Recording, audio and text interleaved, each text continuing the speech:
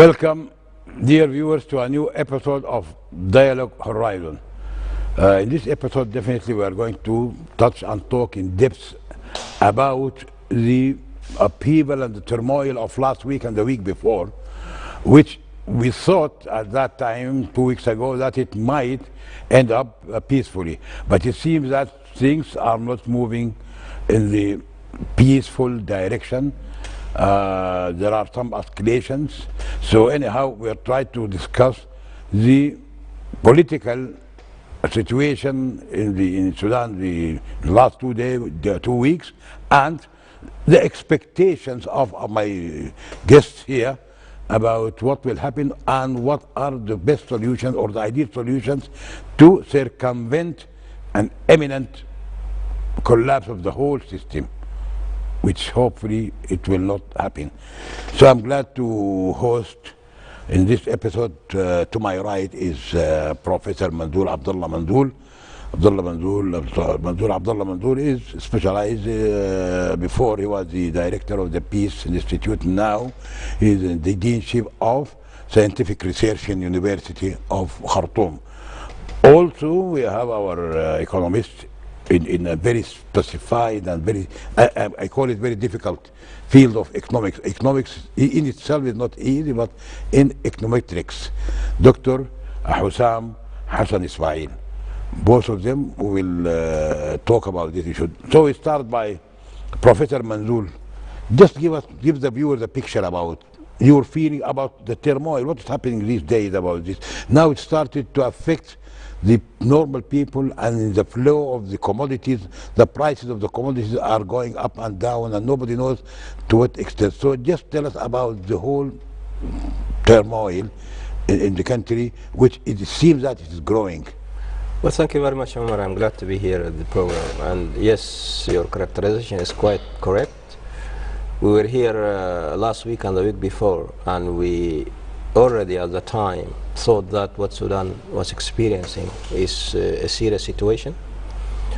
The escalation between the civilian and military component of the transitional government, what was happening in the east, and the new constellation that's being dubbed as FFC2. All these were, and of course before that we also had the terror groups that were apprehended in Jabra. So a number of things were there, and I was one of the persons who were a bit optimistic that the situation would be de-escalated. Unfortunately, what happened was that the situation continued to escalate. We saw, statements here and there from both camps to the effect of, escalating the situation even more. What was going on in the east was also escalating, and up to now there is little evidence that any breakthrough is going to be achieved. And we saw that yesterday the Minister of Trade rightly said that the government is contemplating using different ports. He spoke of ports in Egypt and Libya and even Eritrea, to cater for the needs of the people in the country.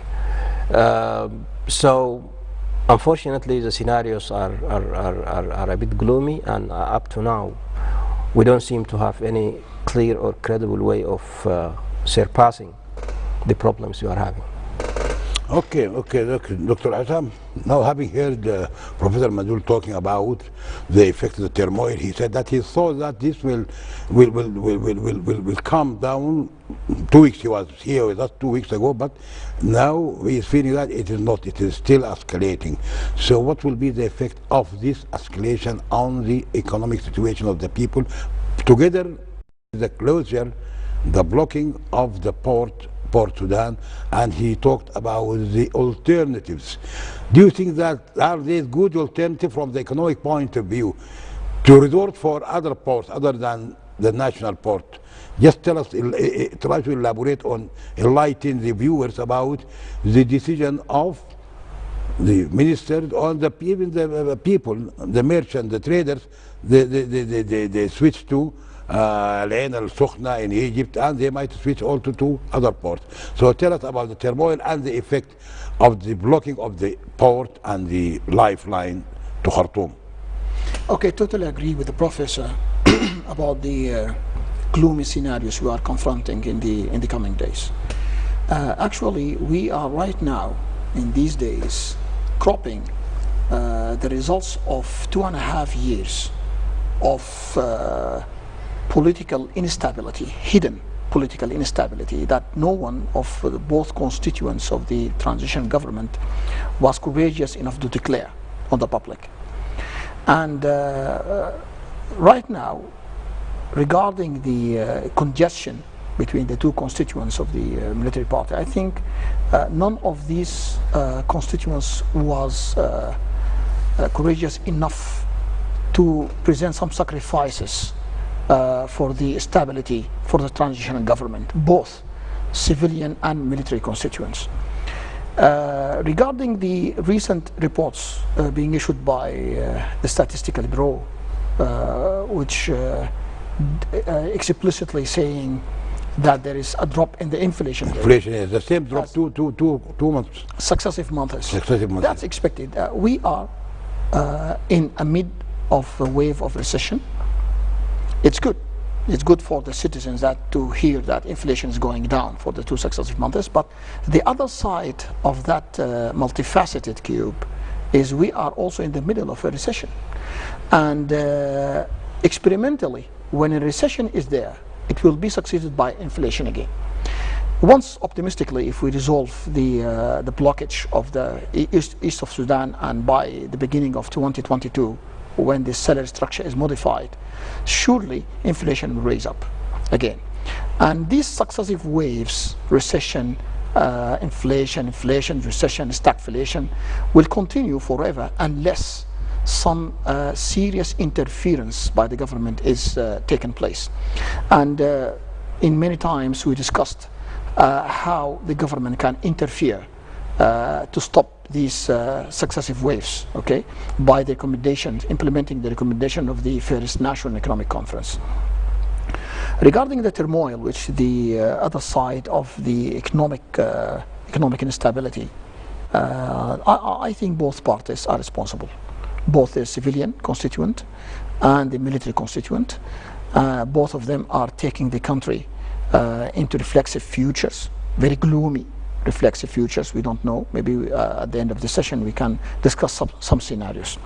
However, I think the government should be more transparent in explaining the results of the recent economic reform. Okay, we should be transparent in what regards that the recession we are experiencing right now will not last. It will be succeeded by inflation again.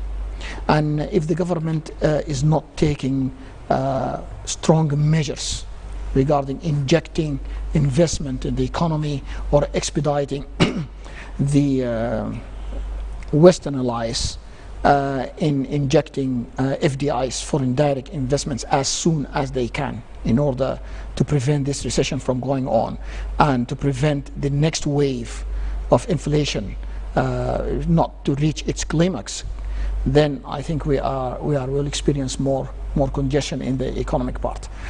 And we should encourage both parties as technocrats to sit together, to stop playing with fire, and we have to find a solution.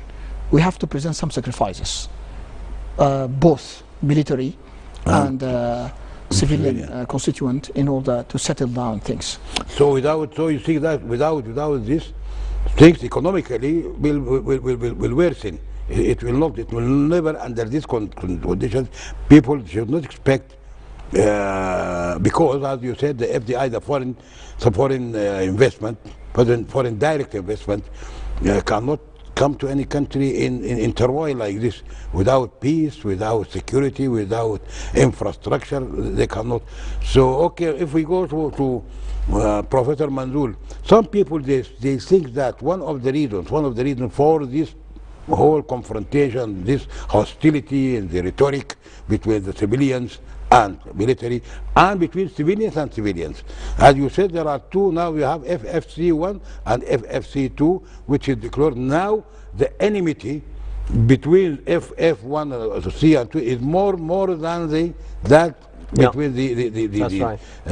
some people, they think that this is due to the deviation from the constitutional document or shortages in the constitutional document that led to this situation. If all partners, if they abide by the constitutional document, things could have been better. What is your comment on this? Yes, absolutely. I agree with this. Although this is a bit too late to say this, but that is actually the main cause of what we experience now. Deviation from the constitutional document by the military and by the civilian component of the transitional government is really complicating the transition. We recall that the document says clearly and explicitly that the government should be established from qualified persons. The start was like that. The first government of Hamdok was indeed established from qualified persons. Of course, there were some people who were having some political affiliations, but the core of the government was technically competent people, or you can call them technocrats.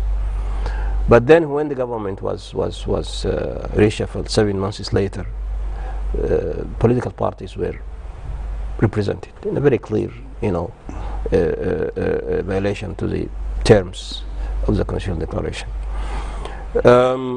The Sovereign Council itself, the document was very clear that this is a council that has nominal powers, certain things. All the powers rest with the Prime Minister and the Cabinet. But what we see at the moment was that the Sovereign Council playing executive roles, especially when it comes to foreign policy. We have seen the row that happened a couple of days ago when some of the military personnel were in Israel. The foreign minister was quite furious that she wasn't, informed about all these meetings and travels and all of that. So the lack of commitment to the Constitutional Declaration was actually behind all the troubles we are living now. But now, as you rightly said, we have another FFC, FFC2, adding to the complexity that is already in place. And now you have civilian tensions plus civilian military tensions, plus what is happening in the East. Now the question is whether going back to the declaration would solve these problems or not. That is a $64 million question. I don't have an answer, but I would say that probably it's a bit too late, because things are now, as I said, where the declaration, I'm afraid to say this, seems to be of little relevance, because there are new dynamics. The Prime Minister himself was calling for enlarging the base of the participation. Of course, he has his own understanding. The leader of the Sovereign Council and the Commander-in-Chief Al-Burhan is also saying that there is a need to broaden the base. Of course, he has his own understanding. The FFC2, they're talking the same language, but I don't think they agree on, concretely. So I might seem to be a bit gloomy, but that is how the situation looks like, I have no answers, but I think I would agree with my colleague Hussam that there should be dialogue and there should be transparency. Transparency is actually a key word here, and one of the weaknesses of the government, especially the cabinet, is that it's not really transparent enough with people when it comes to meeting these challenges and trying to solve the problems. But on the last meeting of, now we are both to agree that the best way is the reconciliation or the talks, direct talks. Sure. Okay, in the last meeting, what we read that the FFC leader, one of the leaders, I think Manawi, somebody, he said he will not, Hamdok, he said he will not sit and to talk eye to eye to the other FFC one. This is the deadlock in the last week between with Hamdouk. They refused to come sit together, and this came from the FFC too. They don't want. They want the problem to be solved without seeing each other. I don't know but how. this can't happen, you know. This is a non-starter. There is no way, you know. Things should be resolved through dialogue, and you cannot envisage any way of solving a problem if you refuse to sit down with your, you know, opponents or people you disagree with. So they have to sit down at a certain point. There's no way out. No way out. Okay, Dr. Hussam Hassan Ismail, the doctor in econometrics. Now we just go right to the area where you are. At least you master it. Some people, they say, okay, what are the advantages they gained from lifting the country's name from the list of state sponsoring terrorism, and the intervention of the World Bank and IMF, and the relief of debt, plus some contribution. All people, they talk about a real breakthrough in the relations, especially in the economic institutions. People, they are asking that they don't feel a change from what was happening before. What do you think? What do you believe that no change, or why although some countries or some investors they showed interest to come to Sudan? From day one, IMF, World Bank, Prime Minister, and the three ministers of finance stated that economic reform will last for a while, and all these parties declared that we shouldn't expect any flourishment in the Sudanese economy very soon. They were very clear about that. And experimentally, turmoils happen between the moment of accepting the economic reform stated by World Bank and IMF and the arrival of the pledges, monetary pledges, physical money pledged by World Bank and IMF. Between these 2 points, turmoil happens.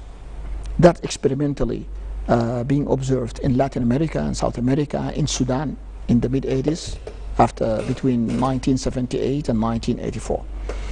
And it also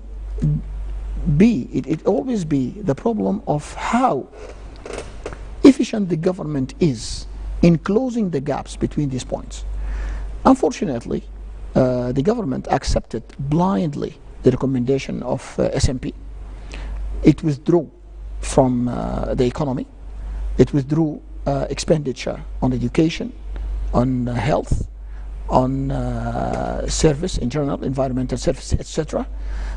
It left the private sector to make the set equilibrium, and that, of course, in my opinion, resulted in this turmoil. So one of the reasons, objective reasons, that gave a chance to the counter-revolution to have or to find their way to make these disturbances we are living right now is the economic status. Mm-hmm.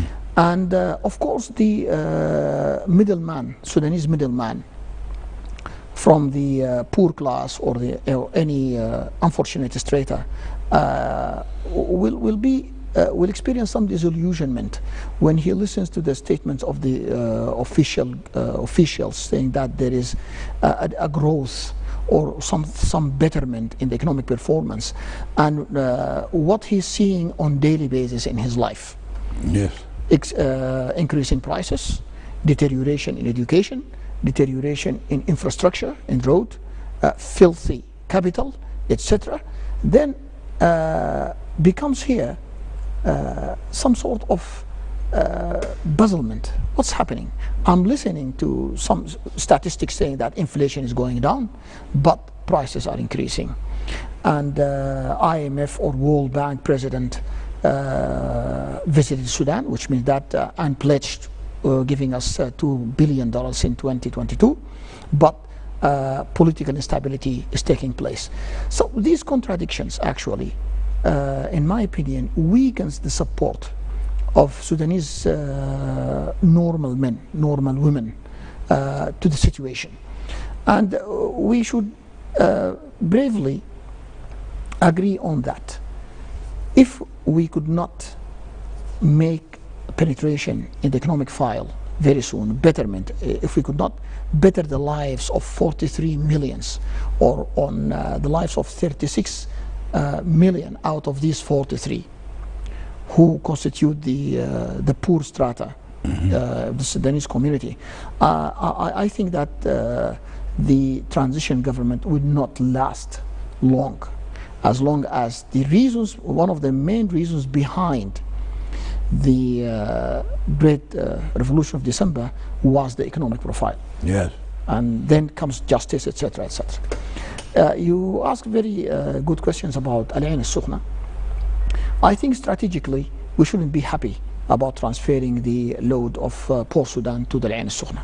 Okay, that it means that actually we are losing revenues.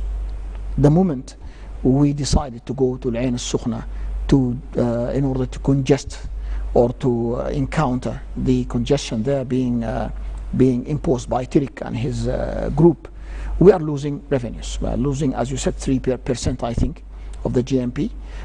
We are giving chance, or we are giving opportunity to the Egyptian logistic infrastructure to flourish on the account of logistic market in Sudan. And we are pushing the problem to the future to be automatically resolved. And that would never happen. As the professor said, we have to sit. We have to encounter bravely the problem. We have to present sacrifices. Being either sacrifices by His Excellency Prime Minister or the FFC, one or two, and the military party as well. So otherwise we will deteriorate the economy, and that will result, as I said, on a wave of inflation, because everyone after if we succeeded in decongesting the issue or resolving the issue, everyone wants to recompensate the losses he experiences during the recession time. Rates will increase, transportation rate will increase, and that will definitely impact the prices of the basic commodities. And even the gains, which I don't see that they are gains, the gains being said by the statistical bureau that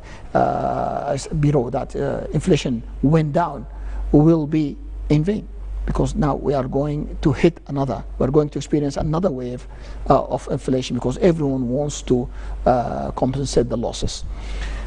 In general, without commitment to what we agreed on, nothing but hell will happen.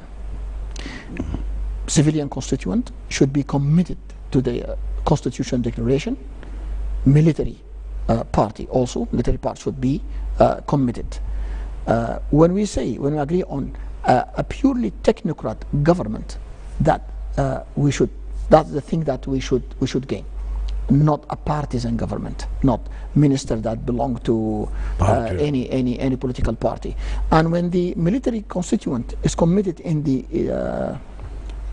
constitutional declaration that he should keep security, he should be in the borders, etc., etc., he should be also committed. We are actually experiencing an ethical problem more than political and technical problem. So when ethics are not there in the arena, I think we are going to lose this country very soon. Lose the country, huh? Yes. Yeah. You are right, yes. Ethics is important. Okay, look, Professor Manzoor Abdullah Manzoor. Also, one of the reasons, they say that one of the reasons of the deviation from the constitutional declaration or document is the sluggishness or the weak or the calculated steps impeding the formation of the Legislative Council. Because the Legislative Council is supposed to be the controller of the government. It has the authority, according to the document, to dissolve it and to re-elect or whatever. But it seems that the steps of establishing or nominating the people on this legislative council are purposely or deliberately hampered and not accepted, or maybe somebody is not doesn't want this council, and it is one of the reasons that making the governance of Sudan, this traditional governance, is lurching on one foot because it's missing one foot. So it is lurching on only three, which the fourth is the constitutional, this legislative council. So what are the reasons from your following? Well, I think the responsibility when it comes to forming the transitional legislative council rests squarely on the FFC. The declaration was quite clear. It spoke of 90 days. It spoke of even numbers and percentages. Of course, when the Juba peace agreement was signed, a new reality was in place, and I think the provision was that the newcomers will also be some seats in the transitional assembly, but that didn't happen. And as a matter of fact, one of the problems we are having, the mess that we are having at the moment, is the absence of the transitional legislative council, plus the absence of the constitutional court. Because the mess that's happening between the military and the civilian component of the transition could have been addressed by either by the parliament or by the constitutional court. In the absence of these bodies, we are having what we are having now. But going back to why this transitional assembly was not in place, I must reiterate that it is the FFC's responsibility. They were wrangling about it for a long time, and the walkout of the Sudanese Communist Party complicated the situation, because the Sudanese Communist Party was one of the signatories to the FFC declaration. It was supposed to be part of all these processes. It was supposed to be part of the transitional assembly, and that didn't happen. Plus, the military component was also seems not to be interested in having the, because this is something that they never spoke about. They speak about it, but just in a matter of a lip service. I have to be very clear. And you come to the conclusion that neither the military nor the civilian components of transition were really serious about having these bodies, because no one can understand why the assembly was not there. Why? Forget about the assembly. Why there isn't a constitutional court? And just Chief Justice. Why there isn't Chief Justice? These are serious and simple questions that there are no answers for. So some people are playing with the fate of this country. Absolutely. Absolutely. Both the military and the civilian components are playing with the fate of this country. They are irresponsible. They really don't they don't show any sense of responsibility, and they lack leadership. And one of the critical problems we're having in this country since independence is lack of leadership. So it added to this is very, very serious and clear. It goes without saying that from what we are seeing now, from what we are seeing, the deterioration, from what we are seeing, what is happening in the East, it seems that both are not serious enough or are not mature enough to resolve very crucial and vital. When we say vital, means the opposite to vital is death. Yeah. They're playing with the fate of a country, a nation of more than 40 million. So they have to raise up. Anyhow, Dr. Hussam Hassan Ismail, you heard what Professor Manzoor Abdullah said about this lack of responsibility, actually, if we can call it, because one of the most important things in the governance is the fact that the judiciary is important. Now it is vacant. It has the top posts are vacant. Chief Justice not there, the High Appeal Court not there. That's why this led the High Court to object or to accept the appeal of those who were dismissed by the dismantling committee. Now the dismantling committee is under fire. Well before the decision of the but the High Court took just the weak point of not forming the High Appeal Court, because with its 30 days, if those who are dismissed say they are dismissed, they did not receive answer to their appeals, and actually they did not receive answer to their appeals after 30 days. That's what it, why the High Court retained them and sent them back to work against the decision of the dismantling committee. So this is a real turmoil. This is a real. People are joking. What can you add to what Professor said about this? Now the High Court is totally categorically rejecting the decision of, and they came from those who were sent off, dismissed by the committee, from the Justice Judiciary, and from the Attorney General, and from the Minister of Foreign Affairs. They are now back. And Central Bank. Central Bank. This will weaken because they took the advantage of the vacant High Appeal Court, which is mentioned in the act of the dismantling committee. This is what mentioned in the act of the dismantling committee, that those who are, they have to appeal within, to receive replies to their appeal within 30 days. 30 days elapsed, went, and did not receive, because there is no appeal court or legislative council. So what can you add about this turmoil? This is a vacant crucial body in the governance. One of the big blunders being committed by FFC is postponing the formation of the Legislative Council. Yeah. There is no reason that can justify the absence of this very important body in the transitional government. And right now we are cropping the results. We are harvesting the delay or the unwillingness of FFC to form the Legislative Council. And as the professor said, Legislative Council, if it was there, it would be capable to produce the higher court, to appoint chief judges, and to perform a democratic and fair mechanism of justice. Yes. And the Committee of Dismantling the Regime of the 30th of June, up to this moment, is doing a very great job. It's not perfect, but it's a great job at the end. And it is really contributing to the settlement of the transition government and to the settlement of the expected democracy for democracy. Nevertheless, there are some mistakes. Even the members of this committee confess that there's some mistakes, but at the end, we should support the committee of dismantling the regime of 30 June.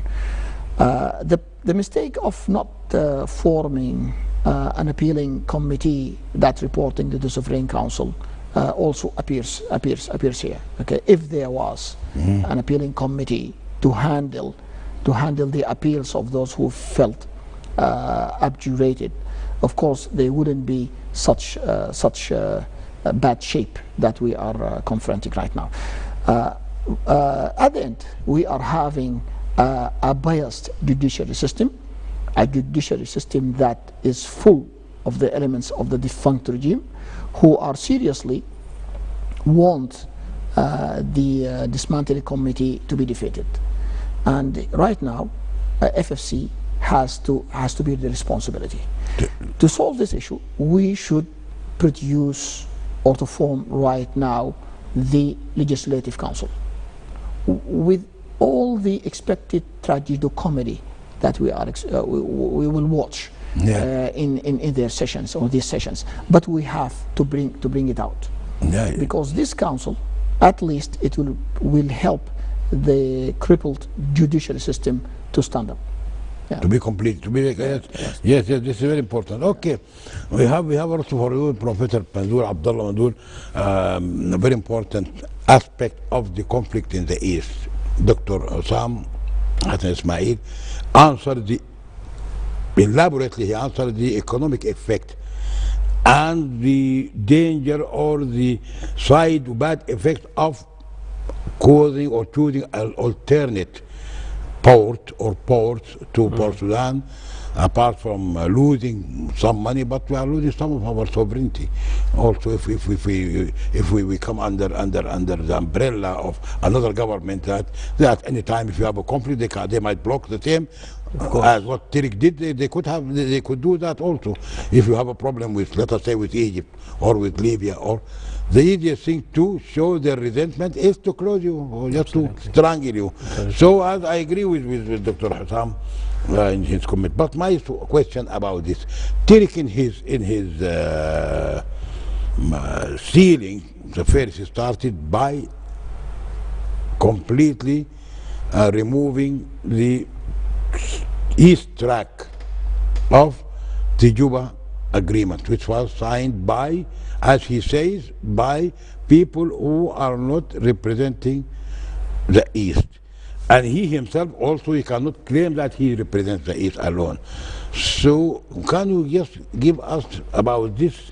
One of his demands is to completely eliminate this track, regardless of the agreement of the signatories, to start a new negotiation for the East with him as representative of the East. So it seems that things are complicated and complex. Well, I think, let me just repeat what I have already said on this before, that there must be a middle ground. You know, with the Eastern Track, there are those who signed it, there are those who support it from Eastern Sudan, and there are those who oppose it. That's Tariq and his group. Tariq calls for, you know, striking out the whole track. Exactly. Those who support it say if this happens, there will be a civil war in the East. Civil war. Of course. So there must be a middle ground here. And I must also reiterate what I said, that there is an issue in the East, there is a problem. We all agree on the problems that the East was facing, developmental problems. There is no disagreement about this. And as far as I'm concerned, and given what we have been witnessing over the past 3 weeks or a month, the problem in the East is not a problem of the East anymore. It's becoming complicated. The problem is in Khartoum, and within Khartoum the problem is in the palace. We have to be very clear and very honest. Now, there are also 3 developments that happened over the past few days. The first was the Troika's statement. The second was the visit of the UNITIMOS envoy to the East yesterday. And the third was the call which was made by the US envoy to the Horn of Africa. He called Burhan a couple of days ago and also spoke about this. Now, all these are talking about the crisis, all these are talking about the problem in the East, and they see that the blockage should not continue. Blockage should not continue. I think this came across very clearly. What came across very clearly was also a very clear call for the parties, the military and the civilian, to stop playing games that would put the country in the brink of collapse. This has become, has come very clearly in the U.S. Government's position. So I still see that there should be a middle ground, and again and again and again I ask a question: why the Eastern Sudan Conference that should bring everybody around the table is not taking place? Why? Of course, the transitional government is responsible for this. In the Juba Peace Agreement, regardless of what we think about the agreement, it was mentioned very clearly that the government of Sudan is responsible for the conference on Eastern Sudan. That would address issues that were not mentioned in the agreement. In the agreement, Juba agreement, you mean? Exactly. But this conference could also be used to address the same concerns and problems that Tariq and his group are talking about. I don't see these are two mutually exclusive things. Of course, some people would interpret the conference on Eastern Sudan that it could only talk about issues of grievances that were not included in the agreement. This is, of course, one of the understandings. But to my understanding, it could also be taken as a platform whereby to, even open the whole track, What's the problem? If we are serious and sincere about solving the problem, we should explore different alternatives, Who is minding the sword, as they say? Who is impeding? Who is not? You said that the palace and the government, both? Of course, somebody is blocking the problem between the military and the civilian component of transition is the reason why this is not happening. Although it's very easy that to have a comprehensive, inclusive, new dialogue. Now, let us recall that General Kabashi and a group of people from the government met with Tariq like 10 days ago or 2 weeks. Yes. Why did that stop? Yeah, it stopped.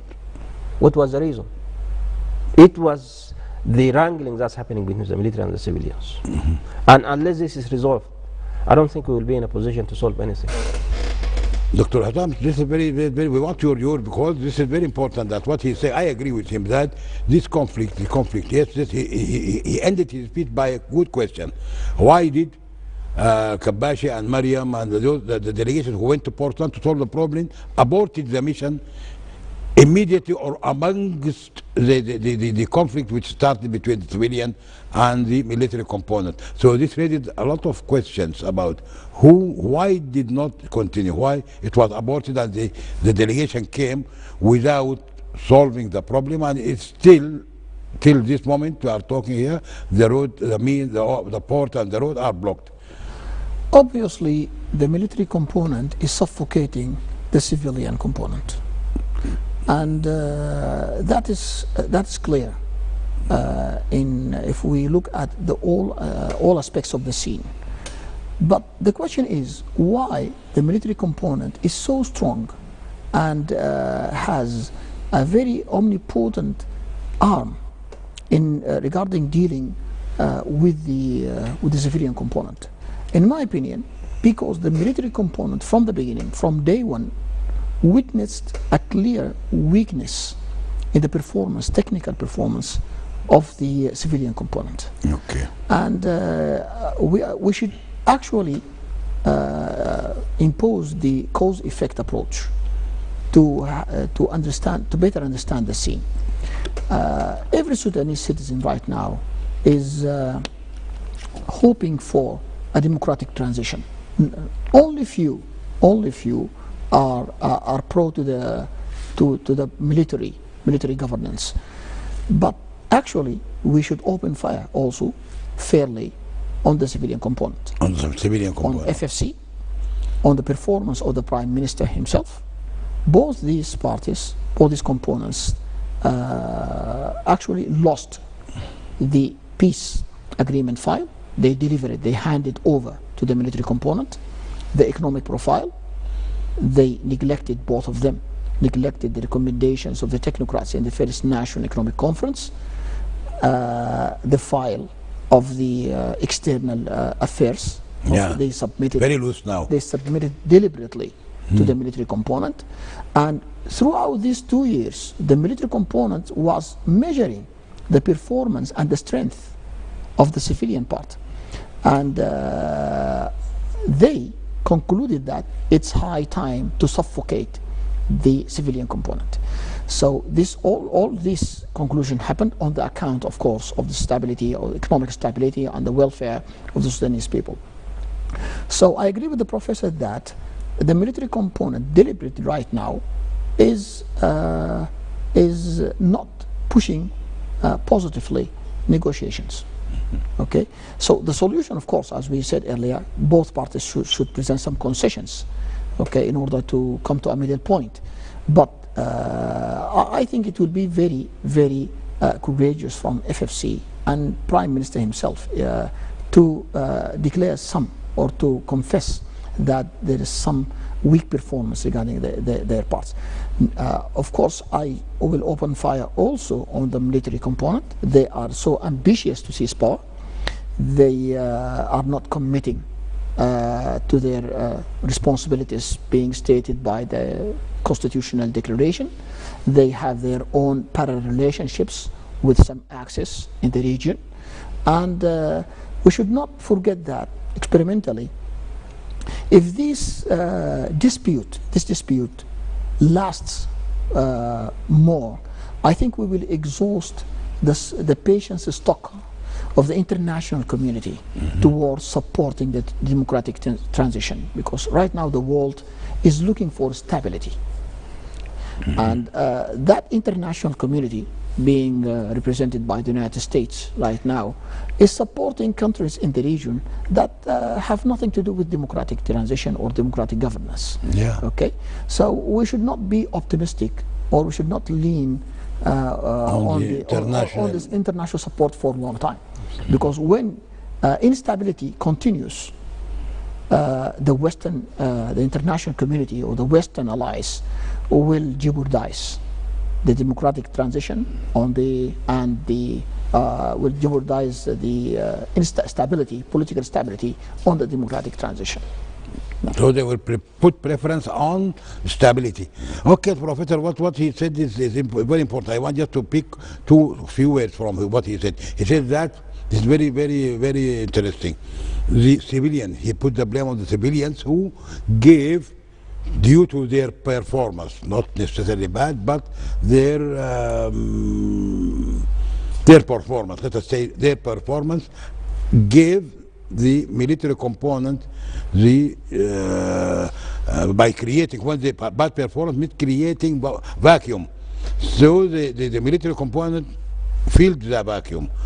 So what can you add to what Sam said about this? I totally agree with him. I totally agree with him. The performance of the civilian component is not... Absolutely, absolutely. You know, we saw the first government of Hamdok, which was reshuffled 7 months, later. And the one that is now in place, their performance is not really up to the expectations of people. There are a lot of weaknesses. There are a lack of harmony among FFC, and this has been all through, since the start of the transition in September 2019. There was a lack of harmony within FFC. So the blame is not only on the military. Of course, the military are to be blamed because they are not doing what they are supposed to do according to the declaration, and they have no excuse whatsoever.